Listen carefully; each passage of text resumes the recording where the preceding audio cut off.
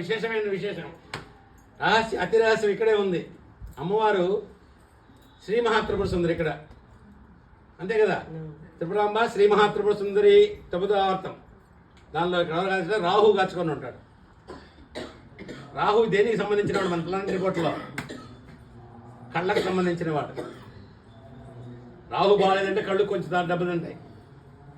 రాహు దెబ్బతింటే రాహు వల్ల కళ్ళు దెబ్బతింటాయి. అందుకే మనం ఏం చెప్పారు పెద్దవాళ్ళు? సర్వేంద్రియాణం అన్నారా లేదా?